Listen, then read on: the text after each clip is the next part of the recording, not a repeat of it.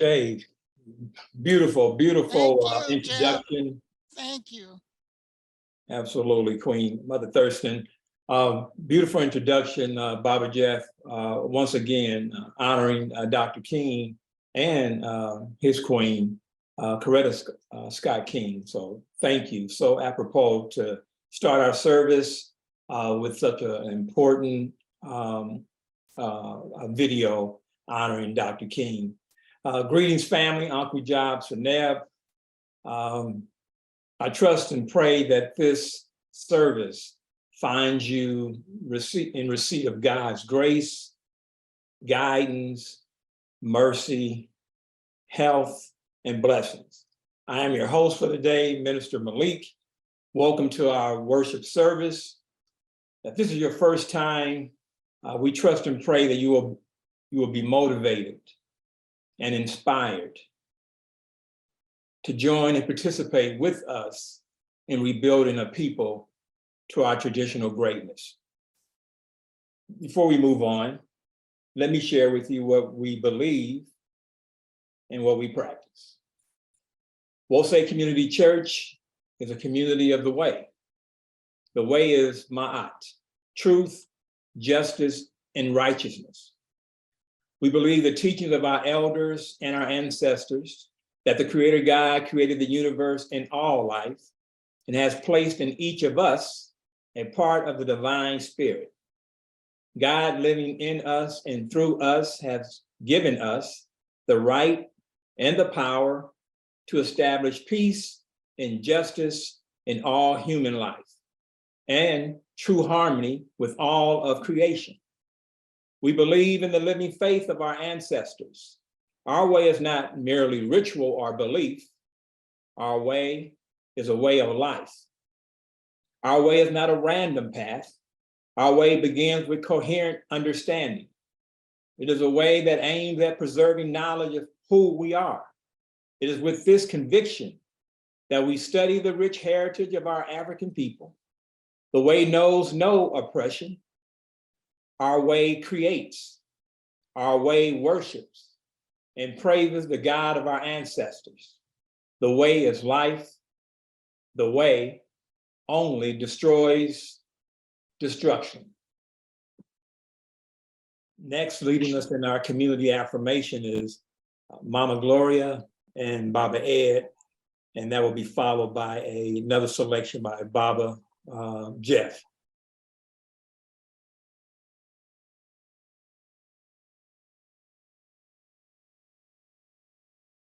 Greetings, Wolsey family and community.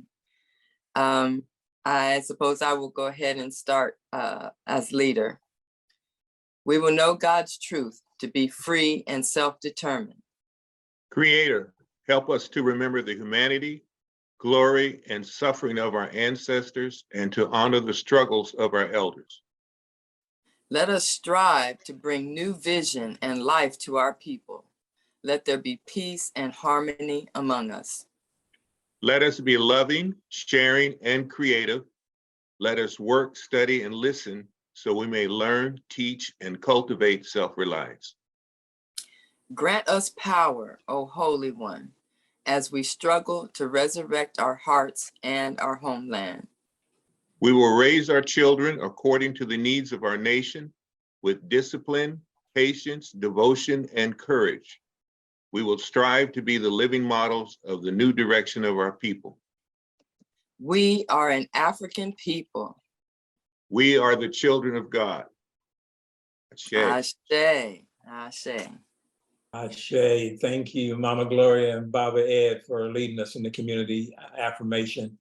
And now another selection by Baba Jeff.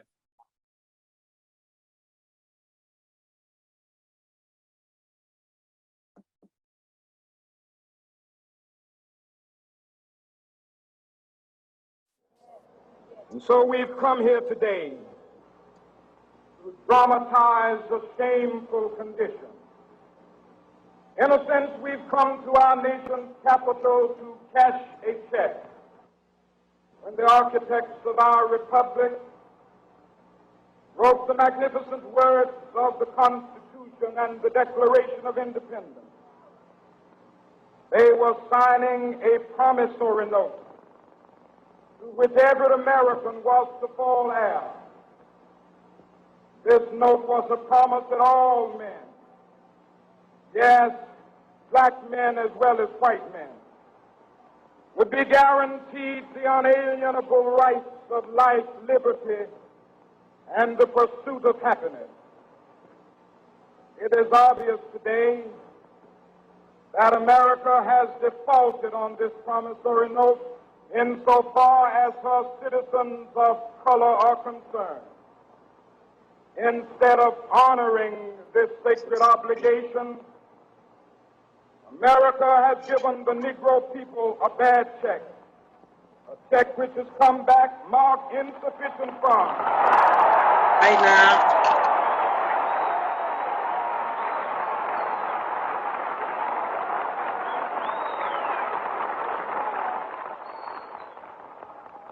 But we refuse to believe that the Bank of Justice is bankrupt. We refuse to believe that there are insufficient funds in the great vaults of opportunity of this nation. So we've come to cash this check, a check that will give us upon demand the riches of freedom and the security of justice.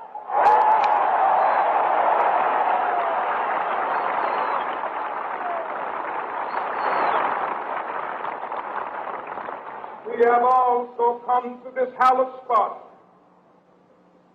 to remind America of the fierce urgency of now.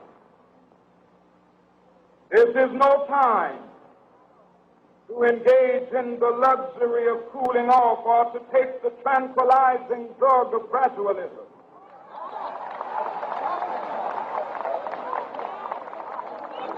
Now is the time to make real the promises of democracy. Now is the time to rise from the dark and desolate valley of segregation to the sunlit path of racial justice. Now is the time to lift our nation from the quicksands of racial injustice to the solid rock of brotherhood. Now is the time to make justice a reality for all of God's children.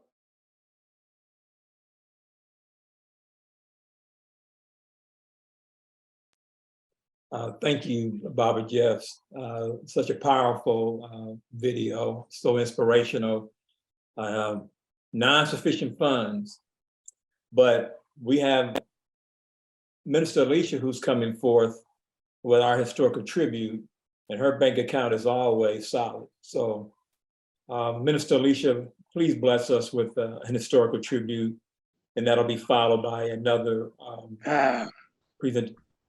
presentation by Baba Jeff. Minister Alicia. Ashe. I'm going to share my screen. Greetings, everyone. Hetep. Let's see. If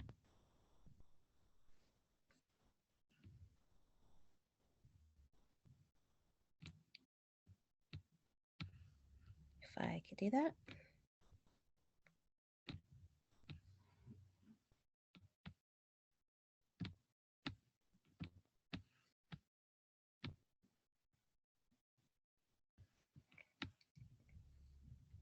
Okay. All right. So today, the historical tribute, I entitled it Bringing the Gifts My Ancestors Gave. We're going to be talking about Gullah Jack.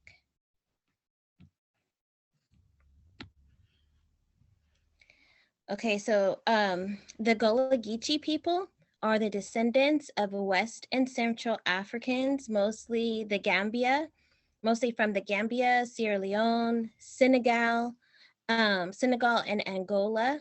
They were enslaved and brought to the lower Atlantic states, North and South Carolinas, Florida, and Georgia, to work on the coastal rice, Sea Island cotton, and indigo plantations. The nature of their enslavement on an isolated island and coastal plantations created a unique culture with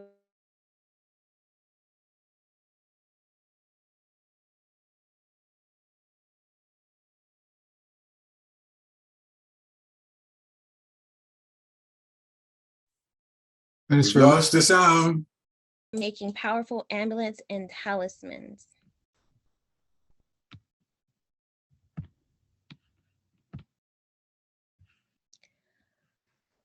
Gullah Jack was from Angola. He was purchased as a prisoner of war in Zanzibar by Zephaniah Kingsley in the early 19th century. In the Seminole raid on the Kingsley plantation, around 40 people either escaped or were taken prisoners. He was in the group that eventually ended up in Charleston, South Carolina, where he was purchased by Paul Pritchard.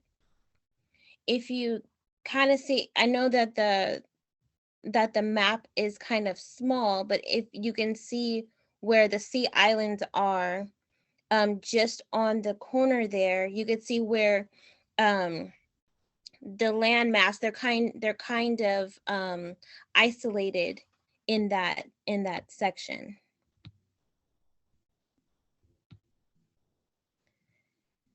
They met at church. Gullah Jack was a member of the AME church that Denmark Vesey attended. Vesey recruited Gullah Jack to be one of his lieutenants. Gullah Jack was crucial in recruiting African slaves as soldiers. He was known as a powerful root doctor who retained the old ways and was skilled in the uses of herbs for healing or for poison.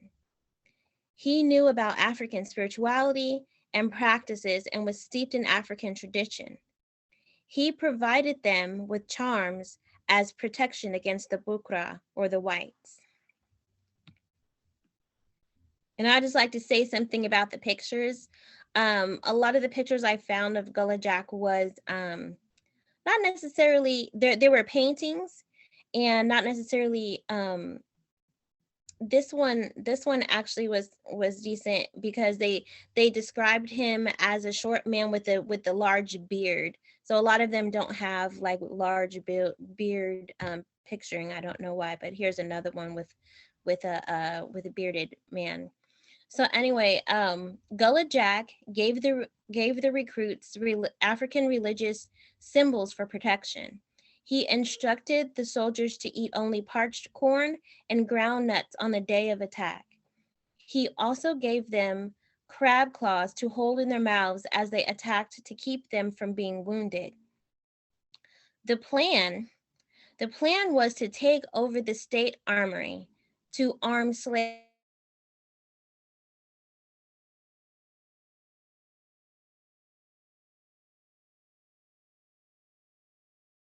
Minister Alicia, we lost your audio. We've lost sound.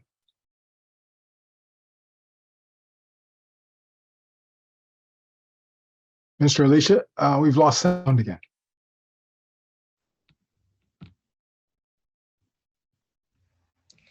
Bill, perhaps we can read it until she comes back on for her. Am I off? We can hear you now. Oh, okay, because I was like, oh no, because when you're on these things, you can't see anything that's happening. Right. The previous slide, you were muted. So I don't know if you want to go back and do that or just start from here. Yes. Okay, let's see.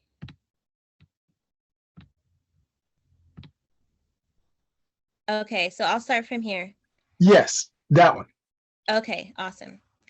The plan, so Gullah Jack gave the recruits African religious symbols for protection. He instructed the soldiers to eat only parched corn and ground nuts on the day of attack.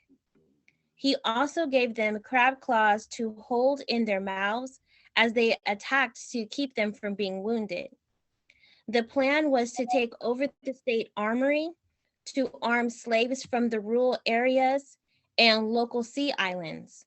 The slaves would then kill the Bukra of Charleston, taking over the city.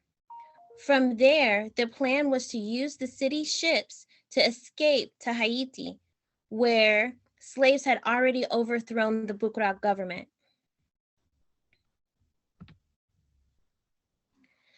This plan was eventually leaked, and the people were betrayed. Many of the Africans were taken to trial for planning an insurrection, and they were found guilty and they were hanged. Gullah Jack was said to have cursed those who were hanging him before he died. And if I wasn't able to find and a blown up type of slide for the sentence of Gullah Jack. But when they were talking about in the slide, it shows like where the people were talking about how he was inciting these awful things and all his black magic and all the things. So they were like making him out to be the one that was doing the terrible thing, when he was simply trying to be free and trying not to just not just have himself to be free, but also be able to take some of those with him. Some may say, why pour libations for Gullah Jack? The plan did not work, and he did not get a chance to free the people. But when I discovered this story, I saw something different. Gullah Jack kept his African traditions and he used them. He called upon what he knew to help solve a problem. And many of us can use that inspiration today about using those things that worked in our African tradition to help solve African problems that we have today. His desire was to free the people more than just himself. So he was looking for a collective freedom. He knew that, okay, yes, I can just go and be free. I can probably escape. I can probably get to Haiti myself and be free. But we're looking at a collective plan and a collective group.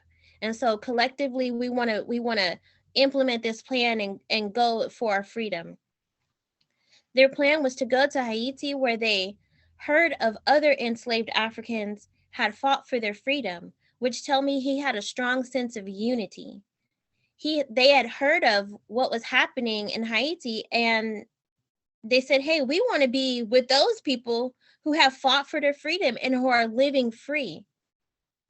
He was also courageous because the plan that they made was a tall order to be able to go into the armory and grab their arms and distribute them among the slaves, have the slaves go and we're fighting for our freedom. We're killing people. We're headed out and we're going to take these ships and we're out of here. So that was a tall order. It wasn't just, I'm going to sneak out and then leave, or I'm just going to stay here in my misery. They were being courageous. And a lot of the people that they were talking to were nervous about going. They were scared to go. Some people, I was reading, like some people was like, when they found out, when he was saying, oh, I think somebody probably, is telling, or somebody's probably telling on me and the people are coming for me. Well, he was like, well, that's good, because this was a crazy plan and they were getting cold feet. So he was being courageous and saying, we're going forward. His story inspired me to never stop fighting for freedom and the importance of getting people's minds right before planning any type of insurrection. So I always say that, I don't have a problem with guns. I have a problem with people who are not having the right mindset, who are holding those guns. So I would like to pour libation and say ashe to the inspiring story of Brother Gullah Jack, along with Denmark Vesey. Ashe. Ashe, ashe, ashe.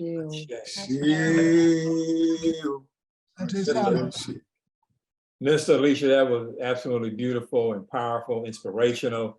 I mean, learning about utilizing African religious symbols, parched corn and crab claws.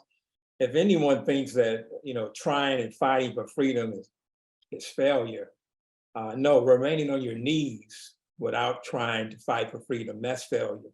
So thank you for sharing Gullah Jack with us. And I love that, I don't know if it was a patch or a symbol. It says, we be Gullah Geechee and not anointed people.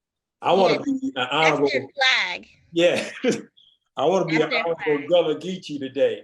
That was beautiful and powerful. Thank you so much for sharing that. See, folks, what happens when we have our historical tributes, you see the significance of them, you see the importance of them. Each of you has a story that we can't wait for you to share with us as well. So yes, this is another plug for sign up for an historical tribute and share some aspect of history with our community. It doesn't have to be, grand scale or with videos or photos. Those things enhance, but they're not required. So the calendar is open after March. So please look forward to hearing from you. Well, that's my plug. So now, without any further ado, Baba Jeff, will you bless us with another video selection, please?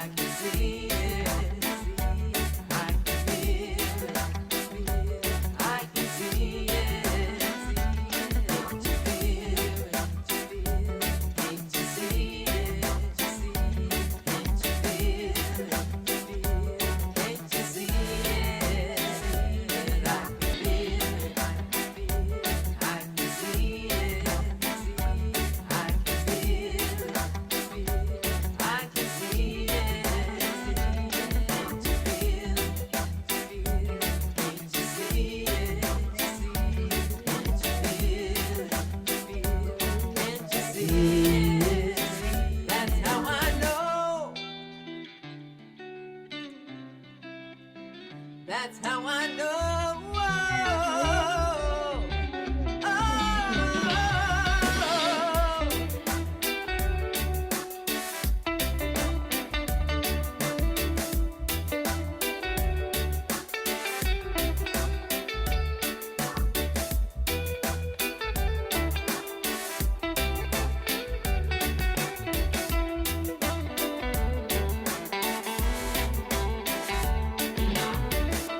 Something beautiful's gonna happen to me. I can feel it.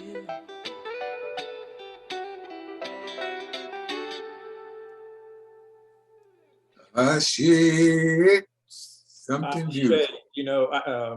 That's a beautiful selection, Baba Jeff. Mama Gloria, that's so beautiful. I didn't want that song to stop. I didn't want that song to stop. I was over here, you couldn't see me off camera, getting my groove on. That was You wasn't the only one. See, that's what I'm talking about. I know y'all had to feel that.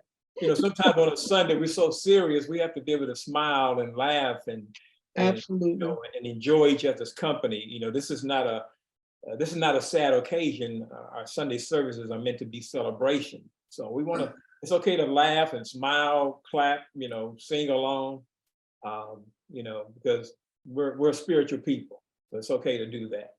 And thank you for that selection. And Mama Gloria, once again, it's such a beautiful song, such a beautiful song. And now I'm going to bring up for our litany of sacrifice. It has on my list Mama Ngina, but she knows I call her Queen Ngina, and Baba Iman with our litany of sacrifice. And then we'll be moving into our message for the day from our very own Minister Molly, coming live from Oakland. We look forward to that. But right now we'll have our litany of sacrifice. Baba Iman. Yes, I'm here. Save us, O Holy One, by your name. Vindicate us by your might. Hear my prayer, divine protector. Listen to the words of my mouth. How can we repay the Holy One for the gifts that have been given to us? We will lift up the cup of salvation and call upon the God of our ancestors. We will fulfill our vows to our Creator in the presence of all our people. Gladly we bring our sacrifices to you. We praise your name, O Amen Ra, for it is good. Ashe, Ashe.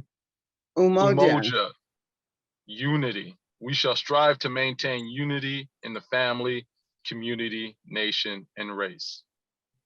Kuji Chakalia, self-determination. We shall define, name, create, and speak for our African selves. Ujima, collective work and responsibility. We shall build and maintain our communities together, our brothers and sisters. Problems shall be ours to solve together. Ujamaa, together we shall build and maintain our own businesses and together profit from them. Nia, purpose. We shall make our collective vocation the building and developing of our community more beautiful and beneficial than when we inherited it. Oh, sorry. We shall make our collective vocation the building and developing our community and the restoration of our people to our traditional greatness. Kaumba, creativity. We shall do as much as we can in any way we can to leave our community more beautiful and beneficial than when we inherited it. And Imani, Imani, faith. We will believe shall with all our believe with hearts all our hearts in our Creator together. in our And people and in the righteousness and the victory of our struggle. yes. And now if we can just shut ourselves down for a minute as we see on the screen the different ways that we can contribute to our two communities.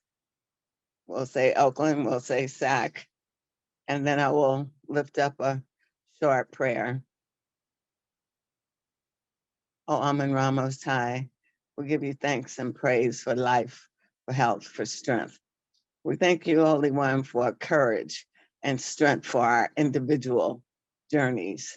We thank you for our collective journeys. We give you thanks for the many blessings, the big and the small, the seen and the unseen, those that are on the way that we don't even know that they're coming. We thank you for our individual families. We thank you for our collective family. We thank you for those that are in need today of a special blessing, those that are going through whatever it is. We thank you for those that gave today, for those that wanted to and perhaps couldn't. We thank you, Holy One, that in this community, all of our resources go back into the community. And we just thank you, Holy One, for, again, the strength, the unity, the collectiveness of us here in this community we call Wose. In the name of the ancestors, Ashe, Ashe, Ashe. Ashe, Ashe, Ashe. There we go. Thank you so much, Queen Ngina and Baba Iman, for leading us in our litany of sacrifice.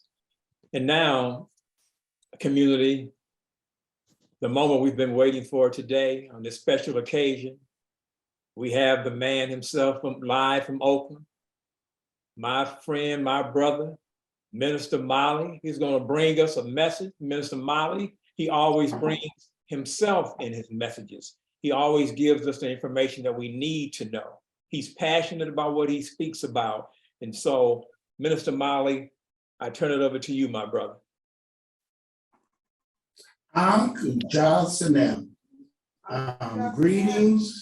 Greetings, both to the live at Wosay audience composed of family and friends, as well as for those who are Zooming online. Welcome, welcome, welcome. Before I start my message, I just wanted to remark, if you ever wonder if our services on Sunday are spiritually aligned, maybe you didn't know, but here it is the day before the actual holiday birthday of Martin Luther King. And throughout the service so far, we've highlighted some of his speeches and so forth. There is a connection between that part of it and what my message is going to be. And in between that, there was this historical tribute about the Gullah Jack and the rebellion that Denmark Vesey was about to try to conduct. And one of the things that Minister Alicia said towards the end of it was that she didn't have a problem with guns. She had a problem with the condition of those who have the guns in their hands. And that statement has to do with unhealthy minds. If the objects themselves aren't dangerous, but the folks who may have their hands on the objects can be completely dangerous because of the unhealthy state of their minds. So today, my message has to do with health and wellness. Many of us may have not known that when Martin Luther King did his ministry, the movement around him, that was his ministry. And he incorporated, maybe consciously or unconsciously, principles that we have been exposed to from Marx. Like, for instance, reciprocity. He believed that because we contributed so much to American society, we also deserved in turn a reward of those things or those benefits that come from being in American society. We also spoke to economic justice and equity, which is a part of the principles of cooperative economics and collective responsibility. He also spoke to, because his whole thing was undergirded, the movement, civil rights, was around justice. That is a large principle of justice, social order, righteousness, and balance, harmony. All those things that also he relied upon when he talked about it was a solid principle of unity. So in that spirit, with Martin Luther King's ministry in the backdrop, I wanted to share today about wellness. And my message theme is being alive versus being live. Wellness and the journey to living. I say. So to start that off, I wanted to read a passage from the Hosea. It's found on page 52 and stanza 8. Well cared for a humankind who are the flocks of God. He made the sky and earth for their sight. He destroyed the dangers of the water. He gave the breath of life for their noses. They are in his image and came from his body. He shines in the sky for their sake. He made plants for them and cattle, fish and fowl to nourish them. He has killed his enemies and reduced his children when they conspire to rebel against him. He makes daylight for their sakes, and he seals around in his sacred boat so that he can see them. He has built his shrine around them, and when they weep, he hears. He made for them rulers, even from the egg, leaders to lift the load from the back of the weak. He made for them words of power as weapons to ward off the bow of evil events, guarding them by day and by night. He has slain the traitors among them as a man strikes his son for the sake of its brother. For God knows every name. Being alive versus being live. First of all, let's talk about what wellness really is. What is the definition of wellness? It has to do with balanced health, balanced in mind, body, and spirit. Now, why are we even talking about wellness? Why would wellness even be of a concern for us good old, healthy, smiling, good-natured, African sacred following folks? Why would we even want to be having to discuss or consider wellness? Well, I ain't gonna say, well, in spite of our good intentions, we might still be sick, but I will say this. All of us have experienced something that is qualified for us that we could even say we are all survivors of PTSD. In actuality, Dr. Joy Degree says we're all affected by post-traumatic slave syndrome. That all of us, regardless of where we is today, have been affected by the nature, the conduct of slavery. I mean, even though that is 100 years you want to say ago, we are actually the descendants and the folks who have been conditioned, affected by that time, even in these times. A whole lot of folks always want to go, well, it was 300 or 400 years ago. But the nature of where we are gives us evidence that we really haven't recovered from that period of time. And in fact, a lot of times when you go to other churches, they talk about generational curses. Well, actually, it's deeper than a curse. It actually has to do with some concrete behavior, conditioning, and effects, both external, internal, and physical. We want that to sit with you for a minute. As we talk about wellness, we said the conditions for mind, body, and spirit, where our ailments, our trauma, our challenges are all there too. External, internal, and physical. Ashe? So let's say about the external. Well, we didn't even talk about 300 years ago. Let's talk about a few minutes ago. Let's talk about a few days ago.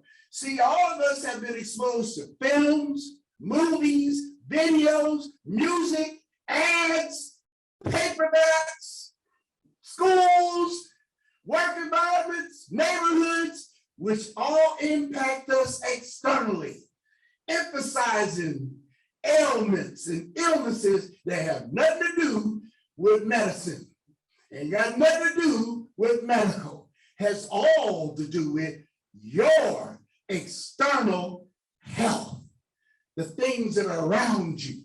That even if you don't want to be from the hood, you can still be impacted by the hood. And then there are those of us who have never left the hood.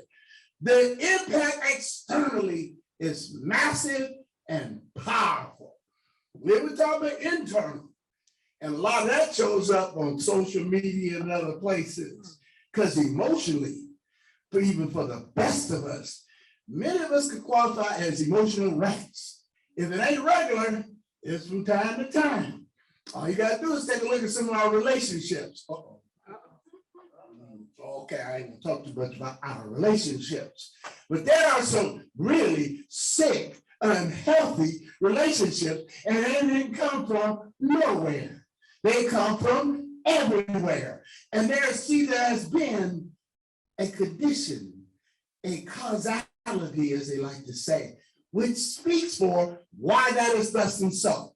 You can be as African as you want to be, Black as you can be, and still struggle, still be impacted, and still have an issue, and issues can become problems, which in turn become obstacles, which in turn are challenges, which in turn are why we is the way we is when it comes to us on the inside.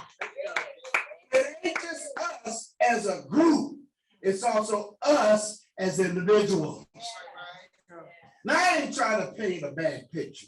I ain't trying to say we is hopeless or helpless, but I ain't even told you about physical. See, because if you look at any of the statistics about the illnesses and ailments, and I ain't talking about the recent ones like the pandemic, everything from cancer, high blood pressure, all of those, hypertension, we're at the top of the bad list. And particularly Black men are even a more specific group of folks who suffer from them physical ailments. We ain't just talking about illnesses like having a flu. We're talking about conditions of unhealthiness. 3 areas: internal, external, and physical. And yet those are the same areas that we have a solution to how to handle that unhealthiness.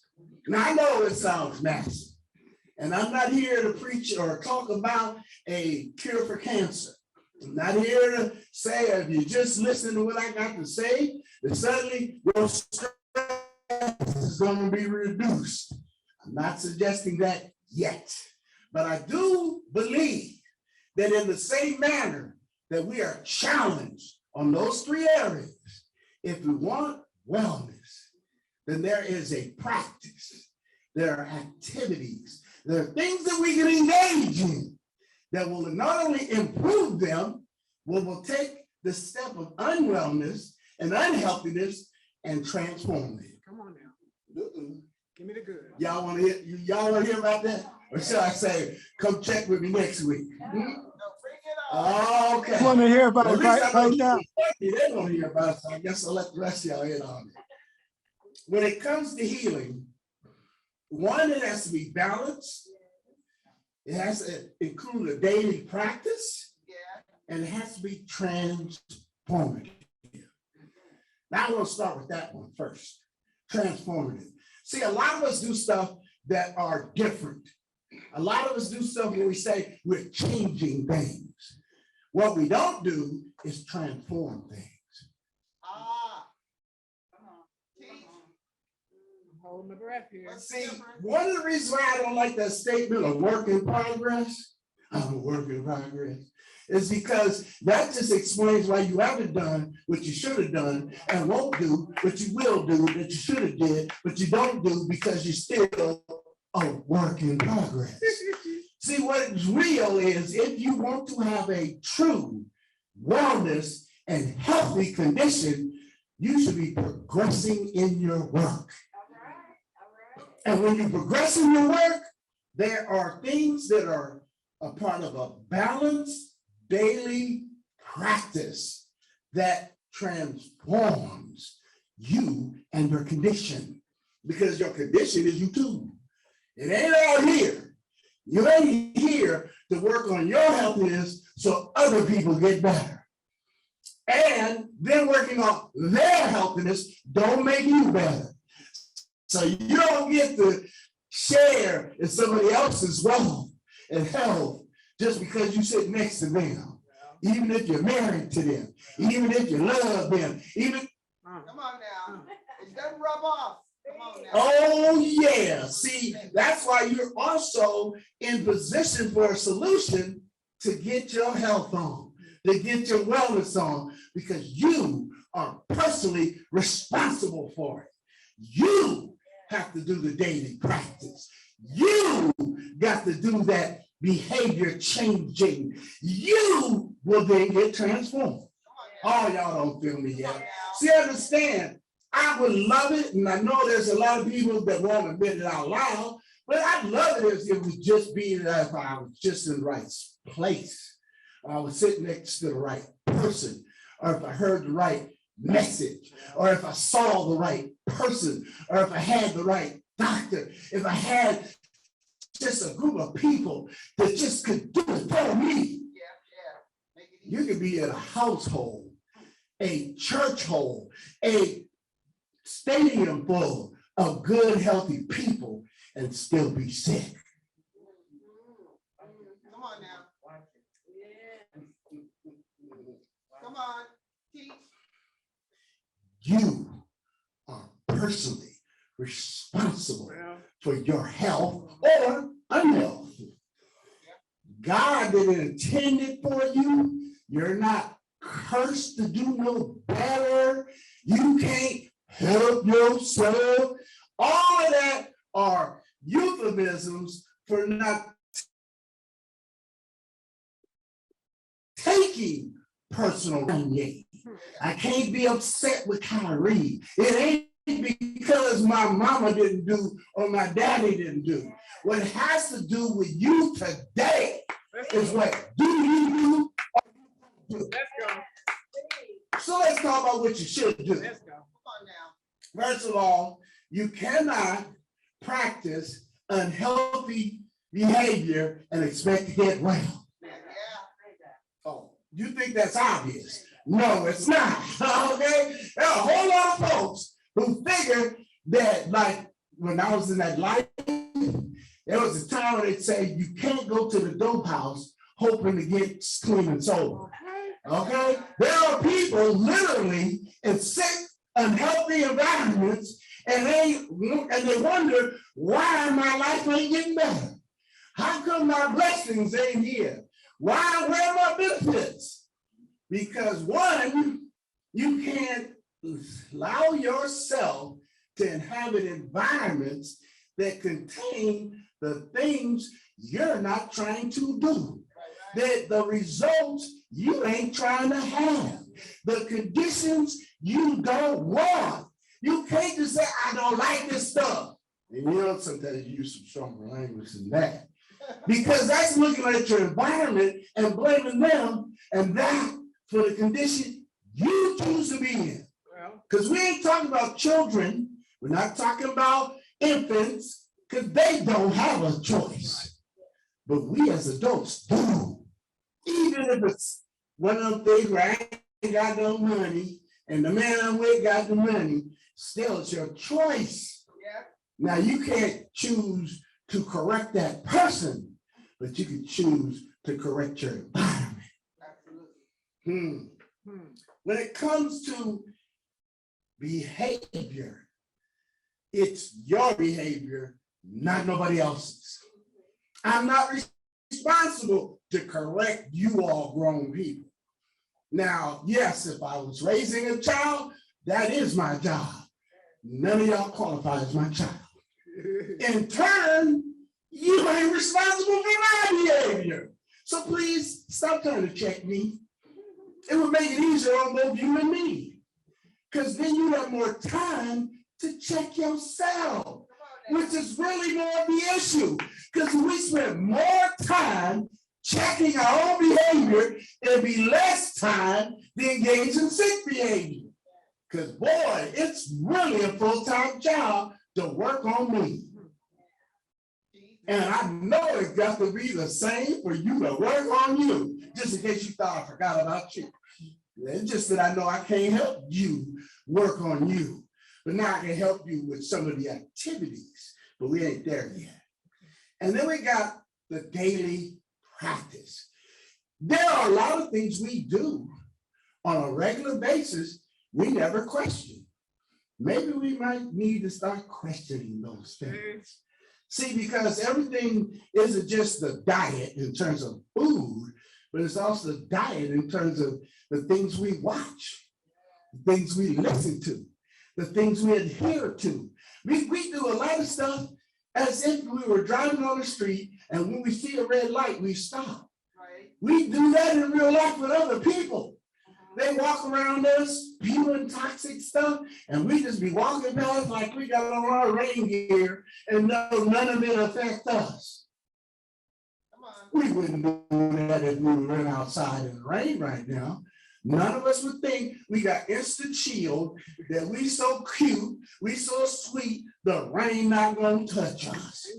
We know we get wet without proper gear.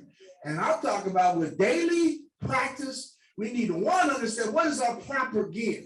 What's the stuff we should be daily engaging in? Because as I heard before, practice makes perfect. You are how you behave. So it ain't that if I practice something, things don't change. They will. It's just a matter of how long. And then it's a matter of how much will I stay loyal to those changes. Let's go. Which leads us to the transformation part. It all works together. Because see, it would be kind of, I don't know, it'd be kind of fogey, I'll use that word, if all it was us doing stuff different. If all it was I show up on Sunday and I seem pretty righteous. I feel pretty good about myself while I'm in the pulpit. And you know, I could choose Monday, Wednesday to be my good days. But here's the thing about daily practice and whether it'll transform some stuff. Come on. Is that once we're into the daily practice, do we do maintenance? Do we do check-ins? And that's where we get to have the interactions of others. See, if it was just on me, so I'm the only one that monitors my own behavior, if I'm the only one that evaluates my progress, if I'm the only one that looks in the mirror and says, hey, it looks cool to me. Well, see, then I would end up with a one-dimensional, one-sided, incorrect view of myself and what I do. Because it ain't if I was living in a closet, that might work, but I'm out here amongst all of us, interacting with other people. And some of the things I would say was cool for me to do when compared, when it interacts with others, no, it's not. And that's where this maintenance comes in. Because see, I'm not expected to be perfect, but I am expected to improve upon what I do. Let's go. Or I don't. Let's go. How am I gonna know if I never talk to my children? Because they'd be good mirrors, whether you want them or not. How am I gonna do this? I got 6 sisters. All 6 of them love to check into me, even if I don't call them for a check-in. I said, I got real friends who don't tell me whether or not my stuff looks raggedy or not, even when I ain't asked them the question. I said, because I got real friends, because real friends talk to each other with truth. They ain't gonna just put up with me. Now they can forgive me. They ain't got to tolerate me. And it doesn't do me any good for my own growth, my own development, for my own wellness. For me simply to hear people going, oh, you're a wonderful person. Oh, you just do everything so good. Especially when that ain't true. And 2, when you walk away, you mumbling about me. Come on now. Maybe you need to share some of the mumbles with me. Come on now. Y'all, okay, I guess I'm the only one today. Come on now. Come on. When it comes to this general outline of wellness, there are some specifics you want to put in those places. I can't tell you your healing practice, but I can share with your mind. And maybe between those things, we come out with something that works for you, because everything I do works well for me. I can stand comfortable on that. But what works for you, I might be able to, give you an opinion about it, but that don't mean it works for you or not. Right. But you can't do that balance if I'm not working on me and I don't have no results. So let me show you how some things that work for me. And one of them has to do with ministry. All of y'all ain't ministers. But here's the thing about ministry, all of us can do. Ministry is about service. If all you do from the moment you wake up to the moment you go to bed is simply about you, you ain't really helping improve the conditions of yourself and others. It ain't all about you. At the same time, it is all about you. There's a what we call paradox. See, yes, only you can do it. And yes, you can deny doing it. The thing that makes it an actual healthy thing beyond the individual is, does that help others? See, at least as the doctor in the house knows, not the assistant, one of your parts of the Hippocratic Oath is to not create harm. So at least if I can't make your stuff better, I should not make your stuff worse. Say that one again. And that's an approach.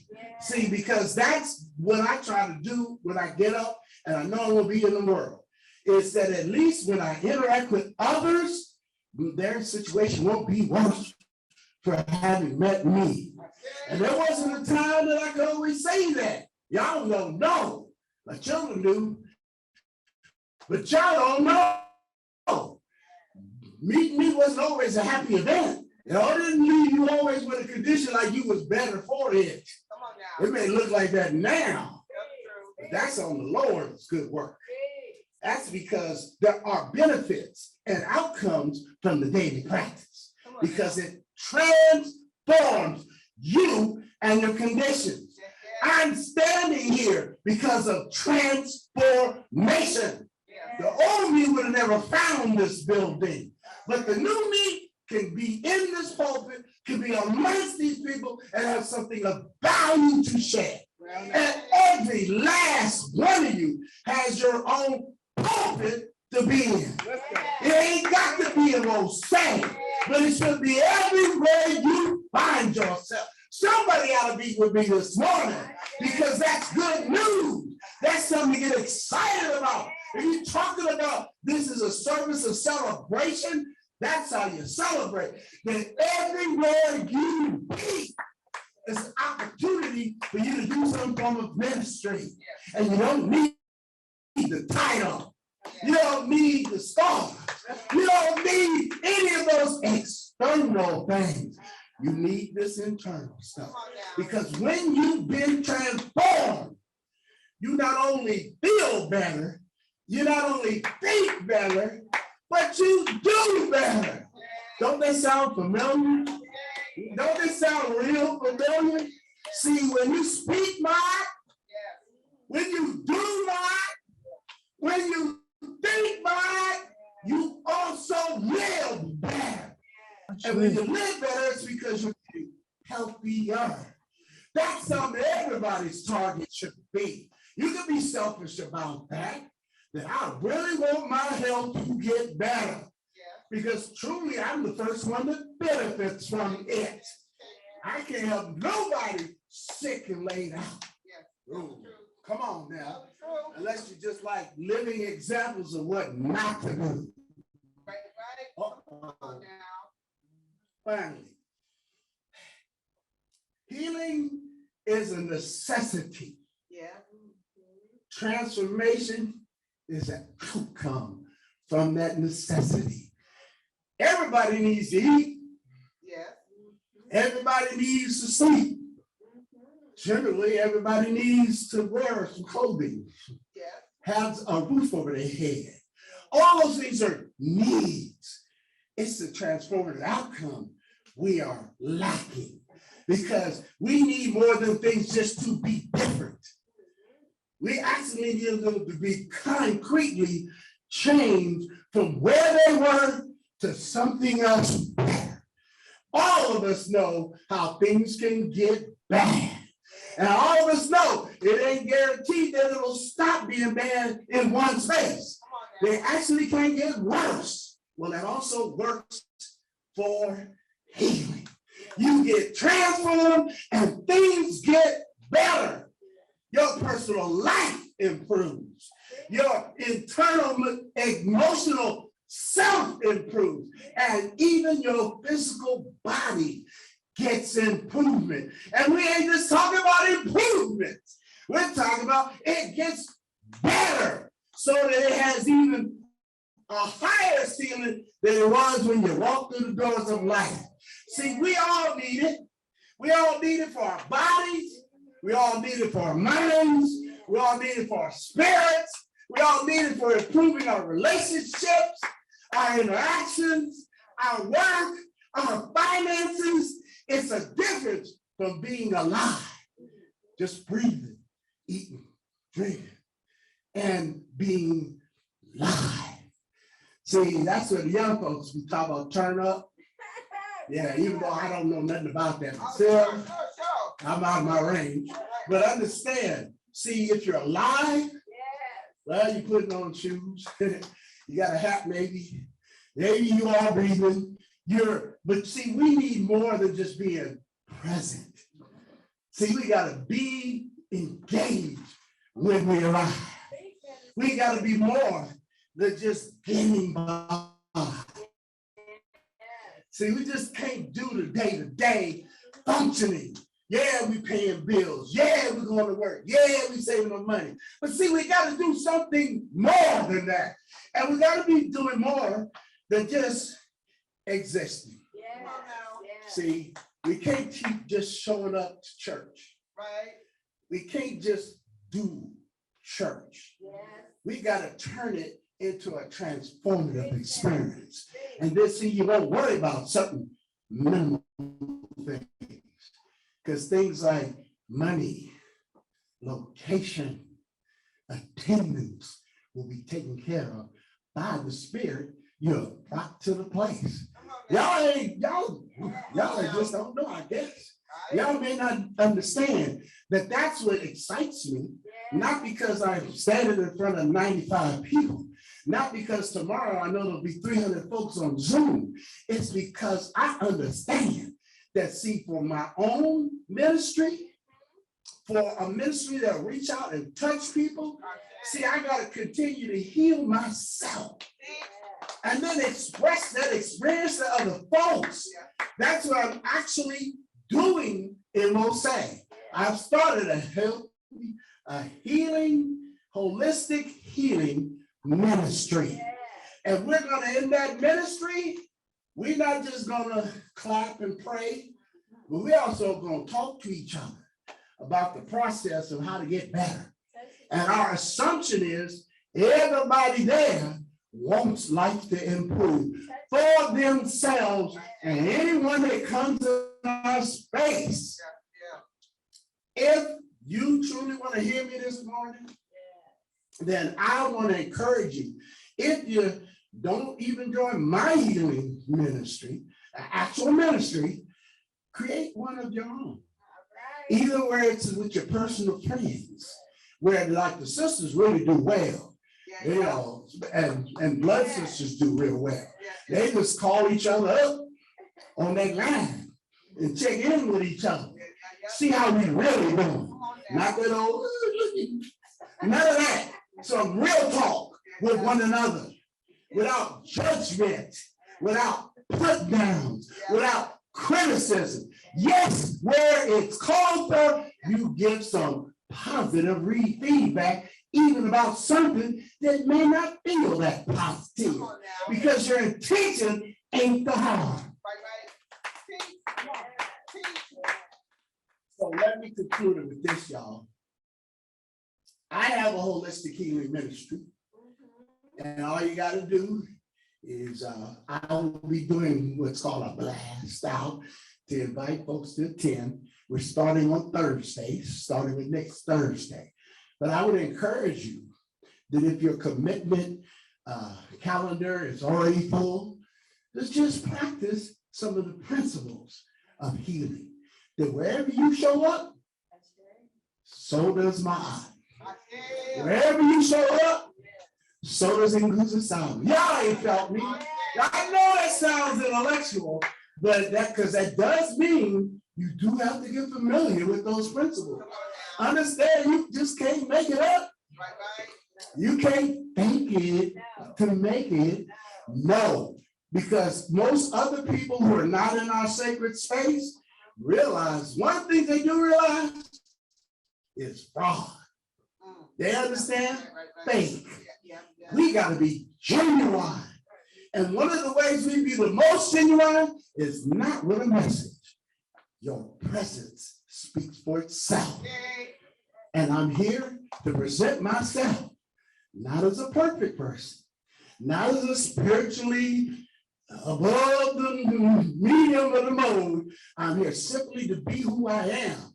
And because God has always blessed me and improved me more and more, and my life has been transformed, that is enough. I say.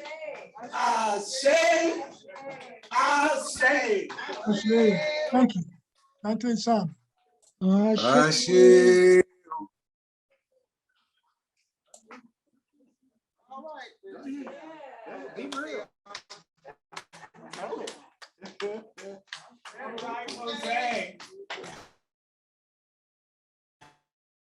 All right. Now, I don't know what you get. I don't know if you thought you were gonna like do the laundry while you listen to the message out of one ear and one eye. But I think if you were anywhere within earshot, if you were anywhere within the vicinity of your spirit going, something is going on over there, then you have to be feeling somewhat like I do right now, which is moved.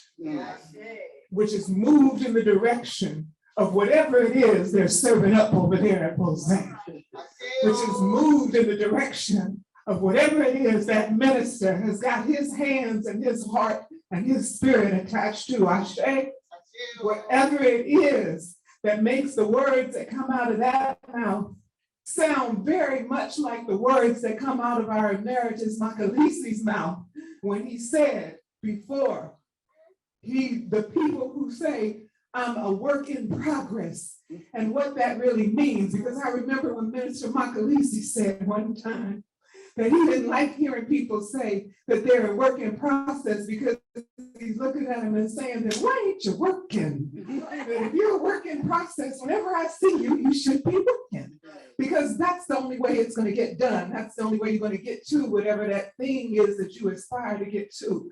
And I tell you what, I needed this message so much today. I can't even get my voice to stop quivering to get the words out, because sometimes even as a minister, you find yourself in situations where you need some voice, some friend, some other person to put something in your heart, put something.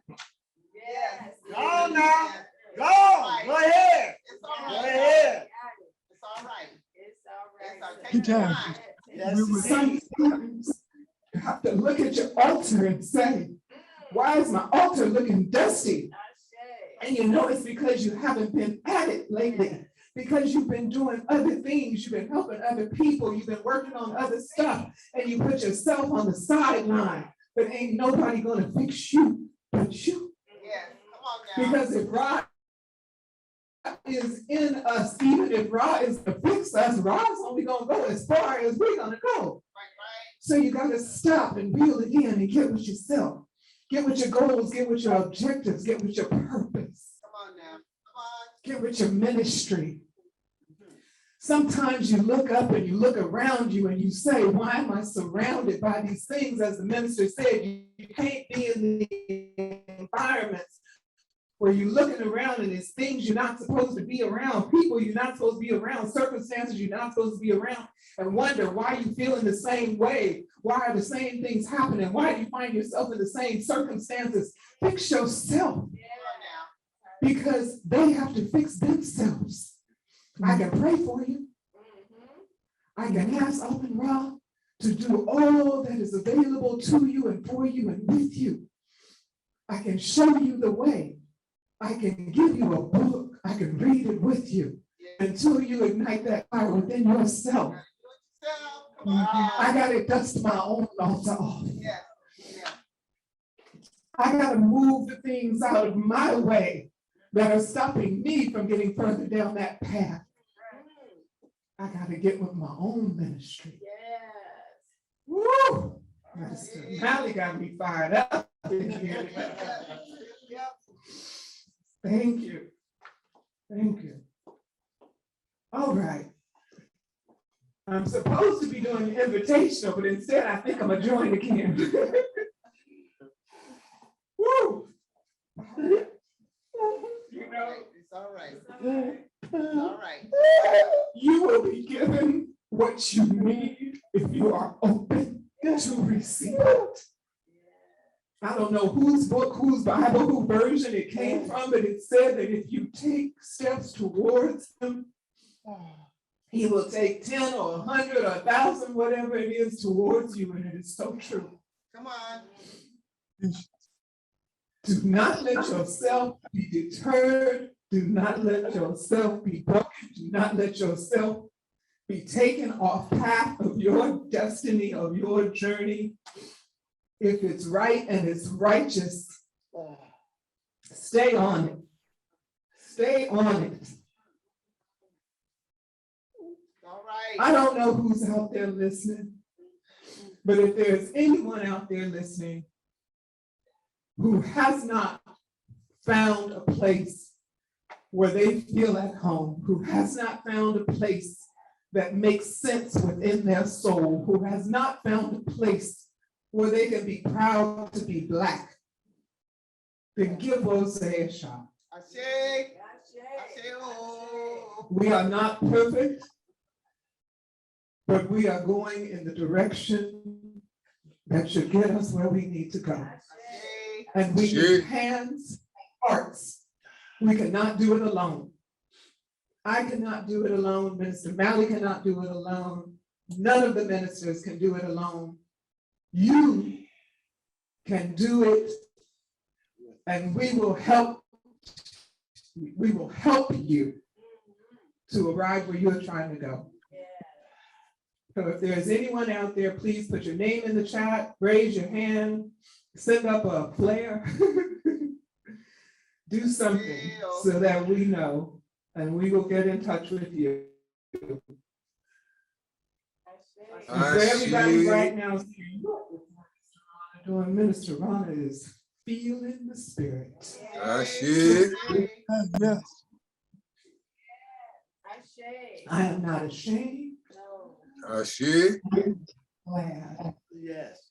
I am glad. Thank you. I hope somebody else who needed this today got it. I hope somebody else is feeling like it. All right. I think there's supposed to be a song or something played next, so if you would play that song. Minister Rana, Ashe. Ashe.